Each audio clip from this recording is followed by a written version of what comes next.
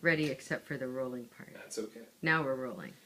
All right, Br00talpuppet. Now that you have a fully assembled puppet, we're going to put it through its paces, and I'll show you a few things you can do with it. So first of all, you hold the puppet. This is a control rod. It's a rod that sticks out of the head and then bends at a right angle. This is where you're primarily going to hold the puppet. And you can, meat fist it, or you can have it with a couple of fingers. I tried to balance it pretty well, so you should be able to, it won't take much to support it. So once you're holding the puppet, the first real step, and this is something you guys should practice, is just to make the puppet stand. This is our guest star, Alfie the cat, who will be providing a lot of the drama in this instruction. So you want to practice having the puppet stand. So bring it down, make sure its feet are on the level, and you want it to just be you never want it to kind of float. And it's a really easy thing to forget about when you're operating all the other controls, is a lot of times you'll look down and see that the puppet's suddenly levitating. Try and keep its feet on the ground all the time, and try and make sure that its legs don't just, kind of bend like that, or it's, in some weird position like that. Just practice, like take one of these puppets home and just, fry up some eggs with one hand while you're just holding this one with the other one and making sure it's level. So once it's level, you can just kind of play around and see what it can do. A lot of times with these puppets, small motions or more. You don't have to do really big crazy things.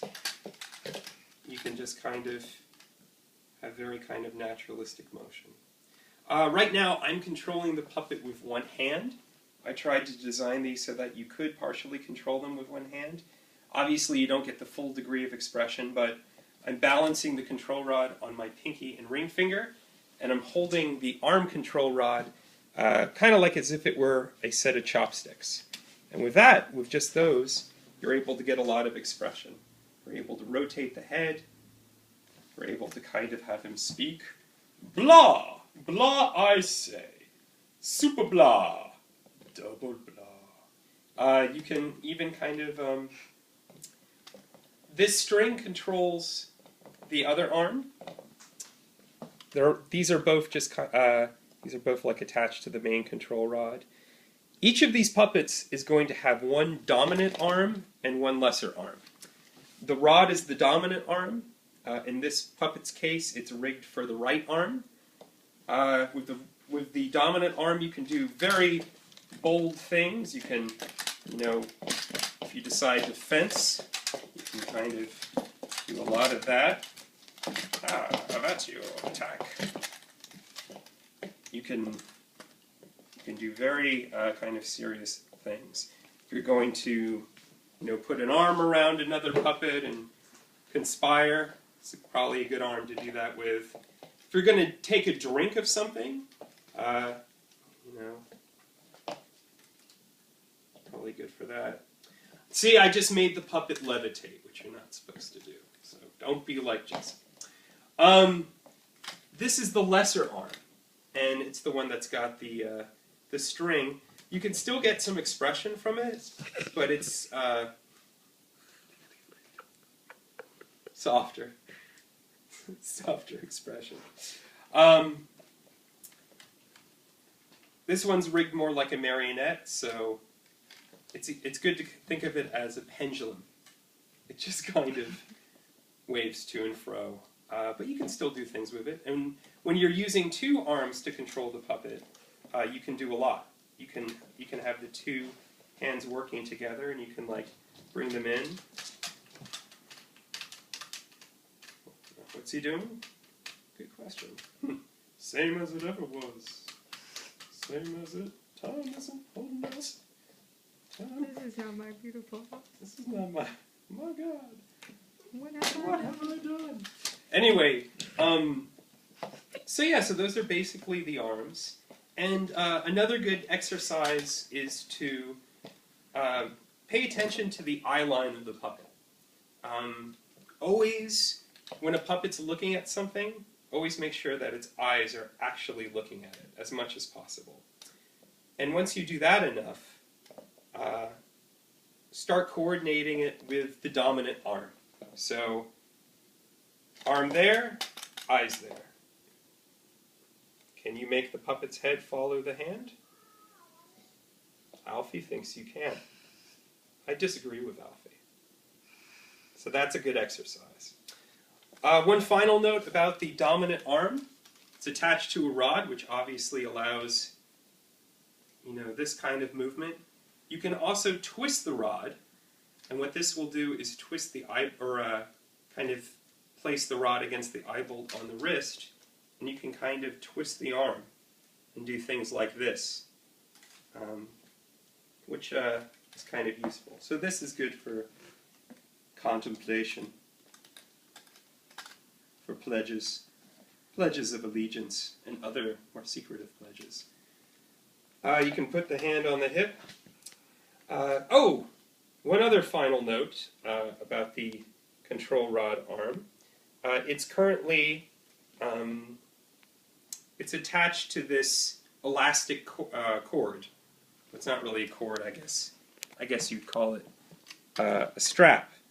And there's this little hook thing which slides into the rod, or into the strap. And the strap is here primarily so that you can drop it and the rod won't fall all over the place. It's also there to keep the rod at a height so that when you pick up the puppet with one hand, you can immediately start operating the arm. However, you may notice some limitation. Right now, because of the limited play of the elastic, it's hard to get the arm to go above the shoulders. So what you do is, if you want to do a move like that, like say you're getting ready to do some fancy fencing, you can just let the elastic slide down the rod. And see? And suddenly you can make all kinds of proclamations. Da, da, da. You can try and grab things. It's really good. And then when you want to move back to normal, just slide it back down.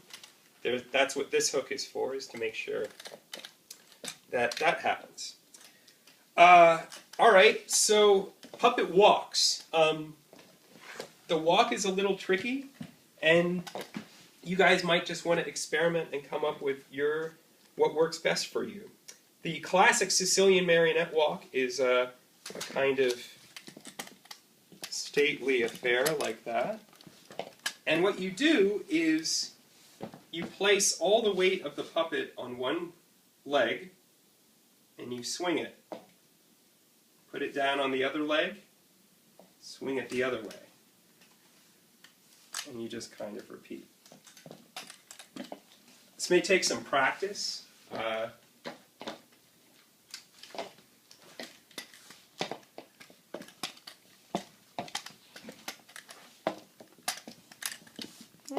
That's your basic walk. You can also try silly walks, frantic walks, like, what's going on? I don't know. You can try hops.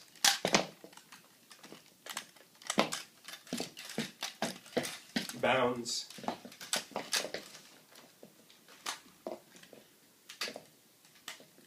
And that's basically the way it ambulates. The knees are articulated, so if you want,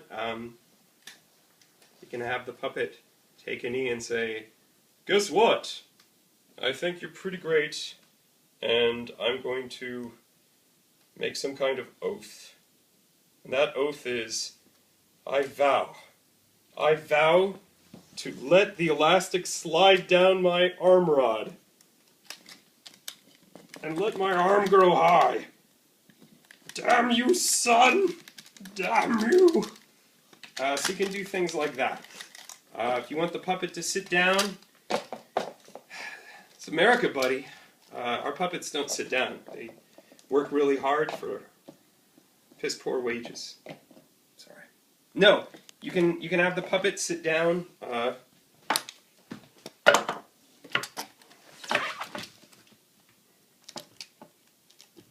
can have him lean as a slovenly man, and have him. Oops.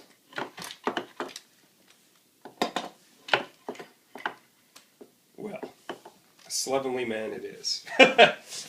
Might want a chair with like a little bit more grip. There we go. We can like sit and do things. We can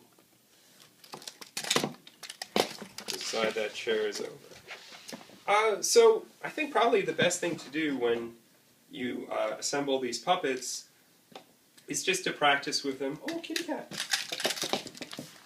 Kitty cat. Just practice with them and play around with them and see if you can come up with moves that you like. Get used to getting them to do what you'd like them to do.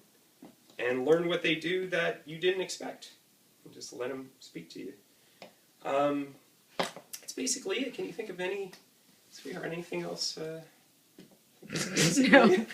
Alfie just gave them a special little show. Oh, Alfie. We'll let Alfie close it out. Yeah, he's nice and he's got to have a little moment. Maybe a little snick snack now after his big show. Well, from Alfie and I, we wish you the best enterprise with these guys, and have a lot of fun with them. And there'll be more coming your way. And that's right. Remember to choke up the elastic. That's that. Oh, there he is. Oh.